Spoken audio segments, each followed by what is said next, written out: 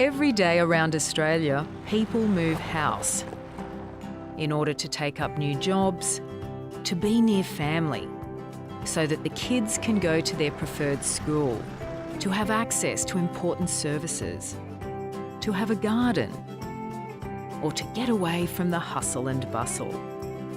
Most of us take it for granted that we can move if we want to. But if you're a social housing tenant, your options are very limited. To move, tenants have to find another tenant to directly swap with. This is hard, and it limits the number of swaps that are possible. This is bad for the taxpayer too.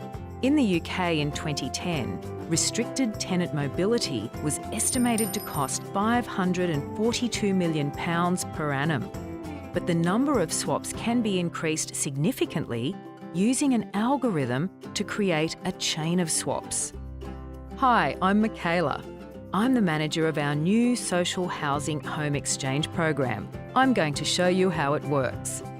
Every 3 months, all tenants are invited to join a swap round. Using the app on their phone or going through our website, those wanting to swap opt in. This means their home is in the pool. Once we know who wants to move, we are able to provide a description of all the dwellings in the pool to the tenants participating in the round.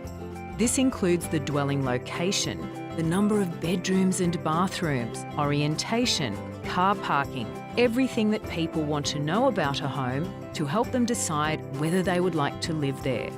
Each participating tenant is then asked to nominate and rank the dwellings they are interested in order of preference. If a tenant is not interested in any, he or she does not have to nominate any. Let's take a look at a scenario. In this round, Jenny has nominated 3 properties she prefers to her current home. Farid, only 1. Lola has decided she does not prefer any dwelling to her current home. Viet has listed 4 properties. Mahini, 2. And Kevin and Kingsley, just 1 each. Now our algorithm goes to work. As Lola did not select any of the other 6 houses on offer, the algorithm removes her and her house from the pool. As a consequence, both Kevin and Kingsley no longer have a house that they prefer to their own in the pool, so they and their homes are also removed. While Viet listed Kevin and Kingsley's houses, his other nominated property, Mahini's house, is still in the pool, so he stays in the round. This leaves Jenny with 2 options. Farid with his only preferred option, Viet with 1 out of his initial 4, and Mahini with her 2 initial options. As Jenny and Mahini still have multiple options, we will now show how they ranked their preferences. Jenny ranked Viet's house first and Farid's house second, while Mahini ranked Farid's house first and Jenny's house second. The job of the algorithm is to identify the maximum number of swaps that are possible. In our example, the algorithm will start with Jenny and uses her first preference. The person who currently has the house that she most wants is next in line.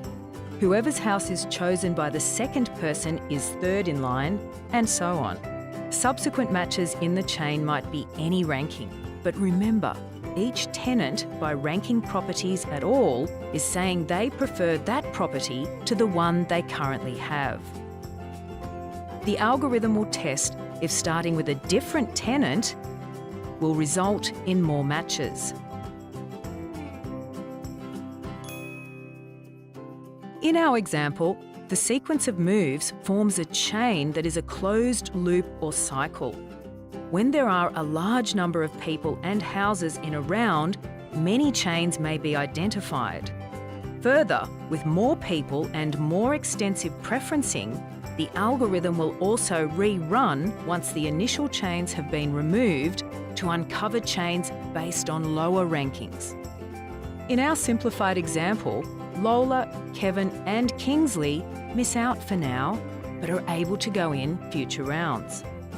There can also be chains that are not closed loops. This occurs if a vacant property is added to the round.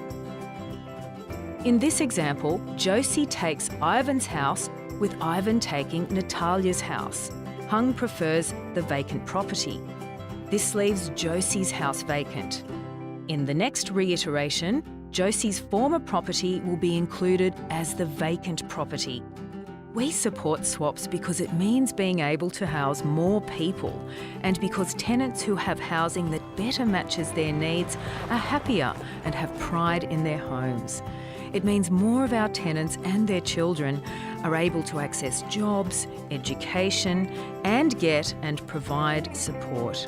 This makes building communities so much easier, and it saves public money.